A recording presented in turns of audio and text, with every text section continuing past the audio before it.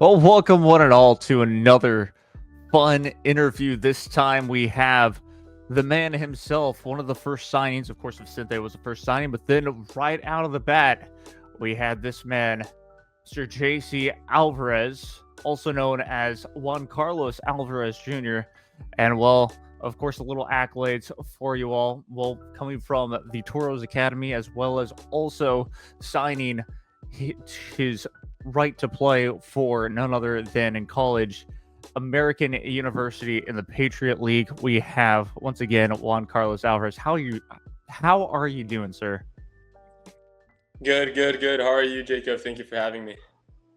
Of course, yeah, no, I'm doing great, and I'm looking forward to just talking some soccer, letting you tell your story about everything that you've gotten to do, man. Because I mean, it's so much fun to have you on this team and to watch you play. And of course, you were technically as well the first goalkeeper for this team to have a shutout in this club's history. So I mean, that's a pretty cool feat to have, I guess.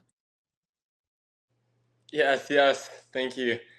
No, I mean, I'm just grateful for the opportunity that President Fayyad planted for all of us here in the Valley. At first, as a college athlete, we are recommended by our coaches to play in the summer with a team. And initially, I didn't have a team here in the Valley.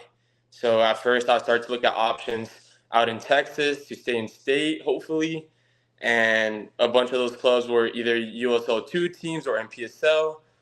But there wasn't anything here in the Valley. And that's until I saw this page come up on my feed on my phone, which was called the RGV Soccer Project. And I was like, whoa, what's this? And I remember DMing the page and asked more information about it. And turns out we were going to have a brand new soccer team here in the Valley. And I was like, I need to be in this team. Why not? I need to stay fit throughout the summer. And what better place to do it than here? So I'm grateful for everything. Of course, yeah, awesome. And before we even really get into that part of your career as well, I want to just, of course, the biggest question that I ask everybody because it's such a cool story of like how everyone got into soccer. So, like for you, especially, I mean, how did you end up falling in love with this beautiful game and all of that?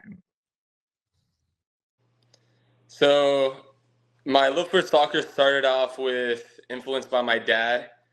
My dad's a big Tigres fan, and I think I remember when I was 5, 6 years old. I think that was my first time going to the Tigres Stadium in Monterrey, and ever since then, I fell in love with the stadium, with the fans, just the overall feeling of being in the stadium. And I knew from that point on, I wanted to do this um, as a career potentially. And right now, thank God everything's going on its right path, and I hope to one day be a professional footballer.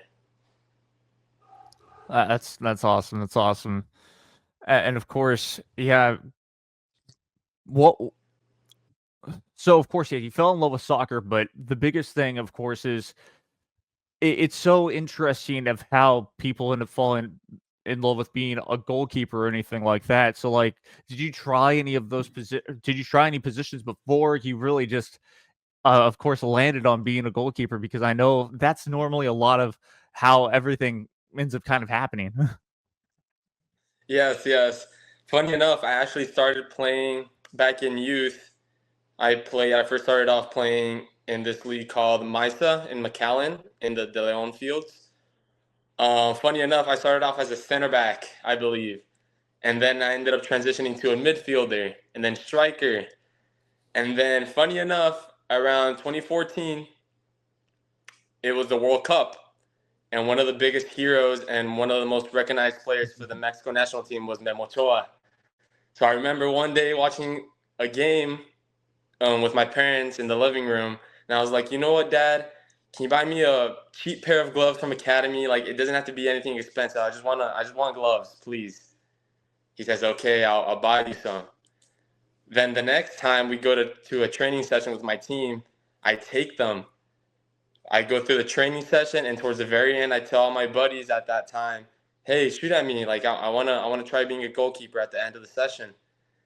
And funny enough, the head coach at that time saw me stay after practice, and all the kids were shooting at me, and I was actually pretty decent. And then, funny enough, I think a week after, the goalkeeper that I had in my team ended up moving teams or quitting. I don't remember what. And then I ended up being the goalkeeper for the team, and the position ended up sticking with me because I liked it. It was hard at first. I never really had goalkeeper training at a young age up until high school, I would say.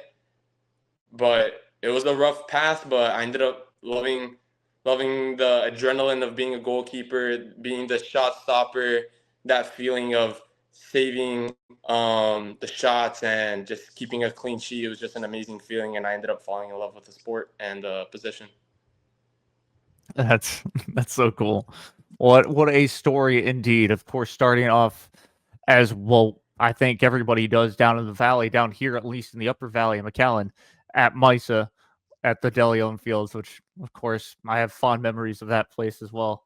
But moving on as well, you talked about 2014. That's when you fell in love with being a goalkeeper. And so, of course, a couple of years down the line, we have this team that's starting up their academy and starting up all of this having a team, and their name was the RGV Toros. And so, kind of, if you can talk about how that kind of came about too, because that's one of the biggest things for your career, and where, of course, it kind of helped you lead to where you are now. Of course. So my transition to the RGV Academy started when I was in eighth grade. In eighth grade, I was currently playing with this team called Rayados McAllen, and I was actually with Vicente Alvarez at that time. We go way back from academy, from Toros to that team with Rayados McAllen. He ended up making that transition first, and I remember him inviting me when we were U14 during the summer to a simple training. I went.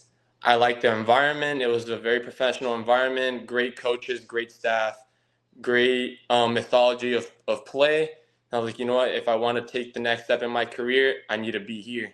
This is a place to go. And then I ended up making that transition to Idea Toros, my ninth grade year for high school. And I stuck all the way to my senior year at Idea Toros and played for the academy for all those 4 years. That is great. And during that time as well, were you able to have an opportunity as well to potentially train a couple of times with the first team, or did that not ever really happen because you were just with Idea Toros? No, yes. Summer, when COVID hit, that summer on May, I was a sophomore. That was my first time getting called up with the RGV FC USL Championship team. That was my first time getting called up, and ever since then, at first it was on and off since I was still young, and I remember the goalkeeper coach wanted to get more experience to develop more. And throughout that summer, transitioning into my high school junior year, I became more consistent with the team. It was more daily, and I trained with Tyler Derrick, Colin Miller, and then they added Javi Garcia, and that was such a great environment for me to learn from, especially from Tyler and Colin, experienced goalkeepers. So I'm super grateful with Wilmer and Jerson at that time that allowed me to be in that environment. And I'm grateful I've learned so many things from both Tyler and Colin, and as well as Javi. So it's been a great experience during those years. No, that is phenomenal. And one more thing about this as well, you did mention you got to join up with Vicente and even through Rayados McAllen, and so kind of going through that rank, having somebody with just having that like teammate, that friend go through that, how much did that impact and just kind of help the process be even easier in a way? It made it so much easier just simply by even contacting the coaches. At that time, my parents did most of the talking, but that easy transition to also being comfortable in switching schools, losing all my friends that I had at the time, and knowing that I was going to go into an environment where at least I know someone made it a lot easier than not knowing anyone and just being put in an environment where I have to make new teammates, win my spot on the team as well. So that definitely made it a lot easier having a friend that I already knew. Yeah, it definitely has made it a lot easier for yourself, and I guess we'll kind of move on to the next thing with, yeah, your Toros Academy. We'll stay on this just for a little bit longer because it's such an interesting story as well. Because not only did you end up going to college and all of that, but what for that experience, what was the highlight? I know you got to practice with the first team, but at the same time, like, what was, I guess, in a way, what was one of the craziest games where you were able to also learn so much from during that time of being with the Toros Academy?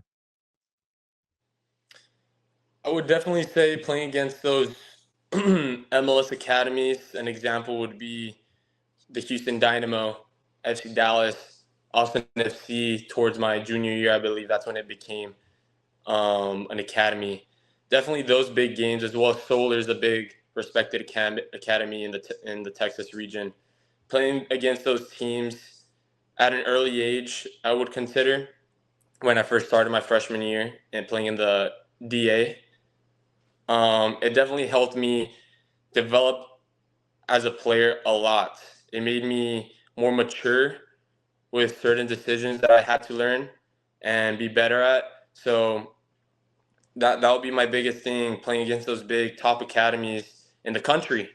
I remember Solar my freshman year. I think they just came back the year before as the Development Academy national champions. So they're a big club. So playing against those top teams make you better. Being in that environment makes you better. So that's why I also chose to be in the RGV Academy. That's pretty awesome. And so, of course, moving on, you go into your senior year. You have these options of colleges to sign with. I mean, was that ever? But I guess before that, was that ever really just a thought of that you were going to end up just going straight into college, or still with an opportunity of just almost going pro right after high school? I definitely had that in mind, especially training with the first team. But my main focus from the very start, I would say, since my sophomore, transitioning my sophomore to junior year, I would say would be trying to obtain a scholarship from a Division One school. And luckily enough, thank God I did get the opportunity with American. And ever since then, it's been great. Yeah, that is fantastic. So, like, how did that come about? Like, because I'm always interested in, especially that side of things. I know you probably had multiple offers come through or anything like that, or was it just you applied to a couple for a potential scholarship for soccer? Or like, I know you send in tapes and all of that, but really just how did that whole situation come about? Because that is also a college that you don't hear a lot about, especially from a player from down here going up to American University, a place that's basically in Virginia and basically near the capital of the US. Yes, correct. So yes, the college process for me was a little bit tricky, as it is for everyone. It's hard. So one thing about the platform of the MLS Next was the showcases that you would have. I believe you had it 3 times a year. You would have one near the fall, a brand new one that was called MLS Next Flex that was hosted in Maryland, and then the finals, which would be in Dallas, and I think now they're being hosted in Nashville, Tennessee. So in those big three events, all the college coaches would go to those events. So what I would do, I would reach out to everyone, essentially everyone that I could and that I knew about. Started emailing every single coach that would appear online on Google. And that's how I started my process. And then luckily enough, my junior year, I played with a year older with the U19s. We played against Solar on the FC Dallas fields in the summer around June. And luckily enough, that's where American saw me play. They called me after. We exchanged phone numbers and we communicated after that. And then everything ended up working out. And that's why I ended up signing my letter of intent with them. That's a great fantastic story as well for that. And I mean, yeah, and so of course you go through your freshman season and all that, and of course for I guess kind of talk us through for people that don't necessarily know that of course in US soccer normally, especially in high school, it starts around March. Like that's the start of the season. And then for college, they switch it up and they start it where normally the whole entire world starts their seasons, which would be in um well in September. And so like take us through how that was kind of I guess having to be a transition for you starting soccer in the fall instead of in the spring. No, luckily enough, it wasn't a big change in schedule, I would say. The MLS Next platform also started around August. So it wasn't much of a difference. I would say the big difference would be the academic load while also handling the athletic part. That's a big task in the fall, at least. That's when you're in season. There's so many things that are getting piled up on you. In the spring, it's a lot easier. You have a little bit more time. You still have the athletic part to take care of, but it's a little bit less rigorous since you don't have to be traveling to games. Film, which is way more often in season. So that's definitely, I would say, the hardest part about the college soccer world. Handling your academics while also performing at your best during the fall. That makes perfect sense in my eyes as well. But now since you've gotten really you're going into, if I'm not mistaken, your junior year, if I'm correct? Correct. Okay, awesome. Yeah, you're the same age as Vicente. So yeah, I was just making sure. But either way, um, so yeah, going into you've had 2 years under your belt with American University.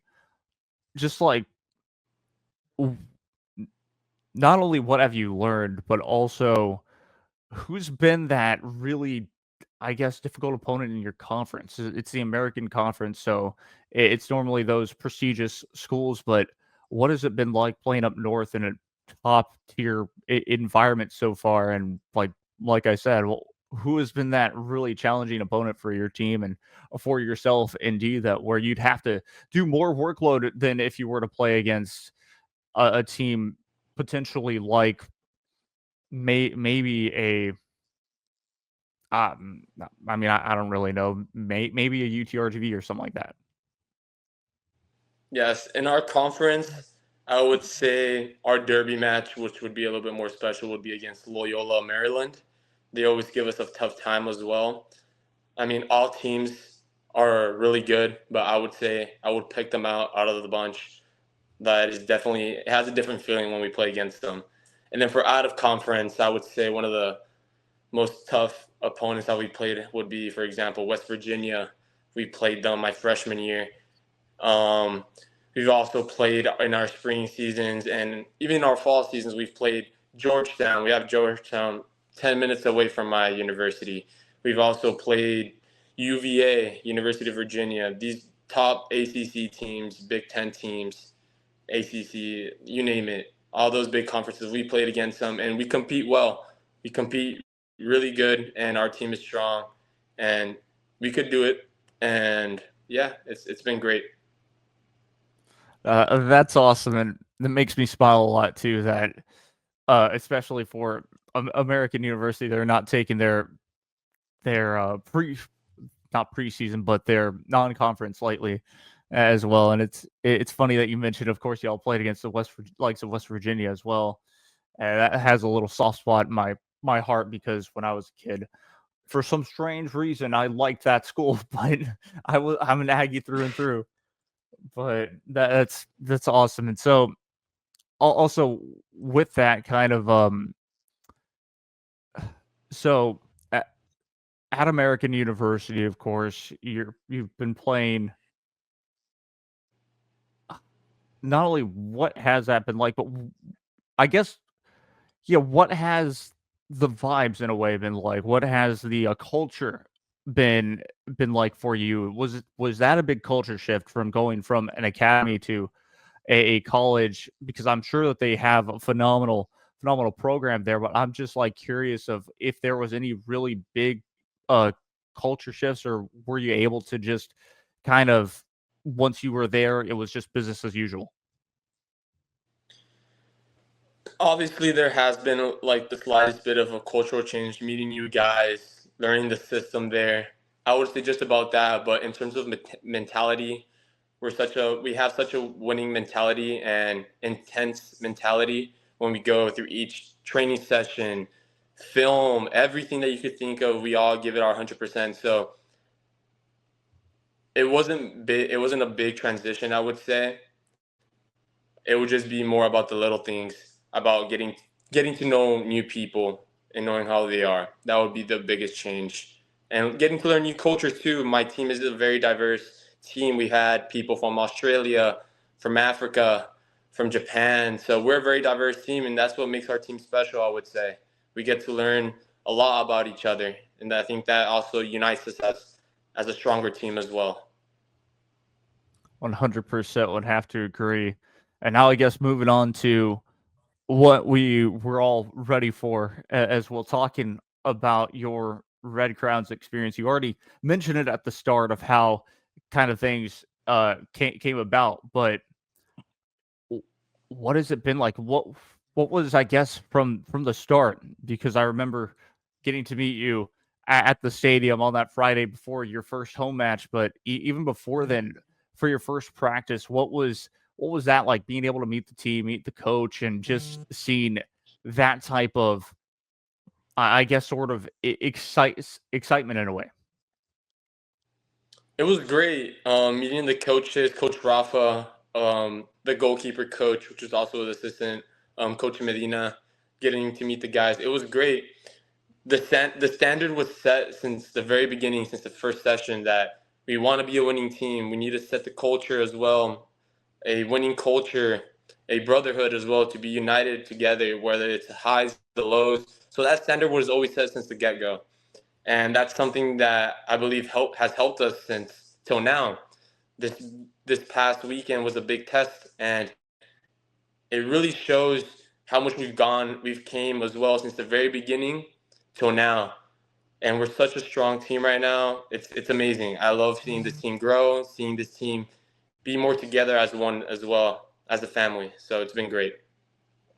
That's kind of what I was going to ask, especially after that first match, because I know you were starting behind goal in that first match, and just if you can just take us through, of course.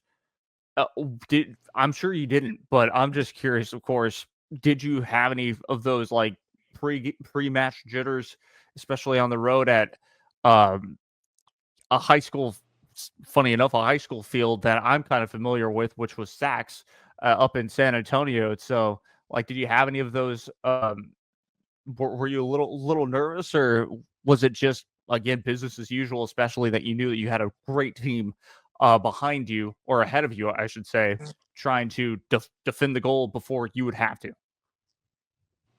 I would say more so it was more excitement. I was more excited to see what this team can do and to showcase our ability to play in this league. And we played really well. Yes, we did lose, but it was also our first game. We were barely coming together. I think we only had a week, if at most 2 weeks together, training together. So I knew it was going to be a process. It wasn't going to be sunshine and rainbows since the very beginning. So we knew it was going to be a process. We knew we had to keep our head held high and just focus on the next one. And that's what we've been doing. That's what has made us better every single game, step by step, every single training session, taking it more serious every single time. So yeah. That is awesome. Of course, so it was from that first match. Then the second match, you get a shutout. Vicente Alvarez scores a goal. What was that kind of like? Because you talked about you've been with Vicente basically from day one, and so you get to see him score. And then I remember, calling the match and seeing you. Still, you had to save some pretty good goals in my eyes against Central Dallas, against that team. So I just, I guess, yeah, take us through not only from when that goal was scored, but also I just kind of that final whistle because you get the shutout, he gets the goal, and it, it it was like, I mean, it was like a movie. I think I've talked about it before, but it was like a movie. Definitely. I remember when Vicente scored, I ran across the field to celebrate with the team. We were all buzzing, we were all excited. And at the end of the day, we're doing it also for the Valley. We want this place to be recognized and to be represented well. This is something that we always talk about before every training session. Remember who we're doing it for, not just for our families, not just for us as a club, but also for the people. The people, for the longest time, ever since the RGV Toros stopped being a thing, I've known that they've wanted a team, and I hope people could give this place a chance. And I hope people could come out to support more. I hope we can have more people come out and support this weekend and these upcoming home games. So, and I promise we will deliver excitement. We will deliver our best from every single player to the coach. Yeah, 100%. I can definitely agree on that because it's been so much fun to watch you all play. And of course, coming up closer to the end of this interview, but I mean, there's still so much that I want to ask because one of the things, yeah, you had that first home match, you had that shutout, and then it seemed like y'all were, of course, kind of on a roll. Yes, of course, it didn't come to fruition against that other San Antonio, the same San Antonio team of Corinthians FC of San Antonio. Kind of gloss over that one because it was just a tough match in my eyes from everybody.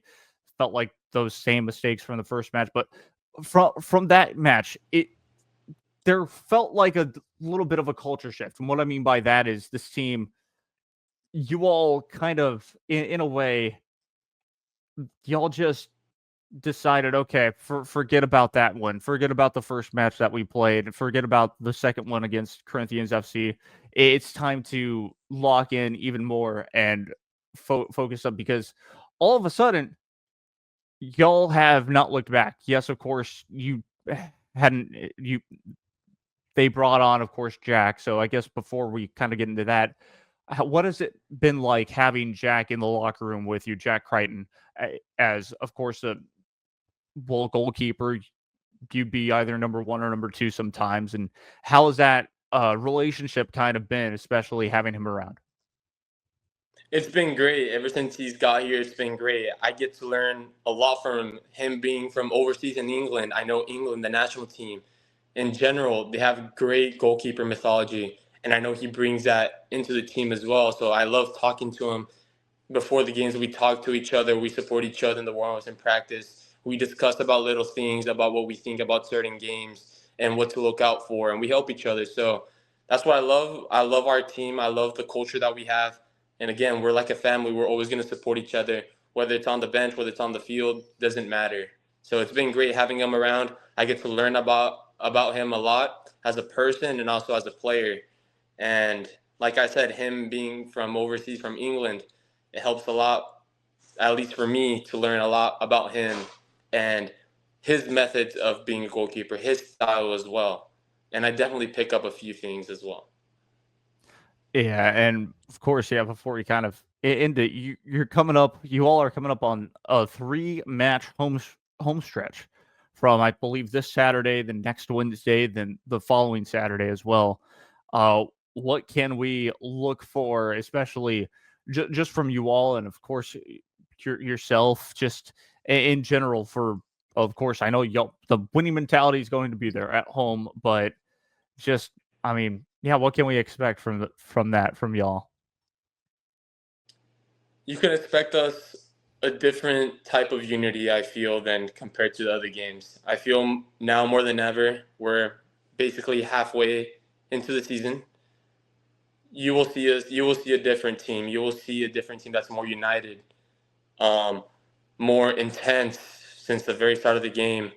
We're always going to have that winning mentality, like you said, since the very beginning, since the start of the whistle to the end of the whistle. So that's something that you will expect from us, and we won't let down the people and ourselves as well, and the coaching staff. That we will always give our 100% and be unified as one as well.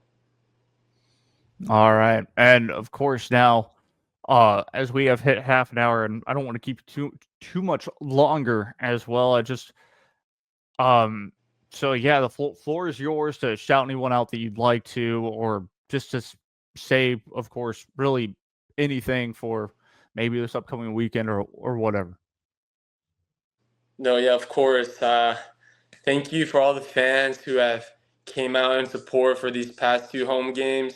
I hope you guys could give us more excitement, more energy this weekend and for the upcoming games as well. So shout out to you guys. Shout out for making the drive from McAllen, Edinburgh, Mission, Harlingen, Bronzeville. Thank you guys for making that drive and coming out to support us.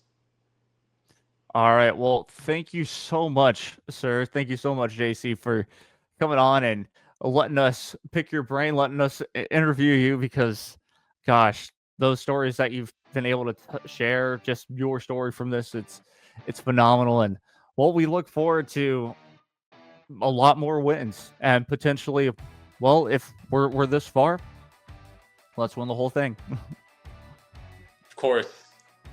Yeah, well, thank you very much. And, well, from all of us here at Down in the Valley as well, we'll see you all in the next one. Take care.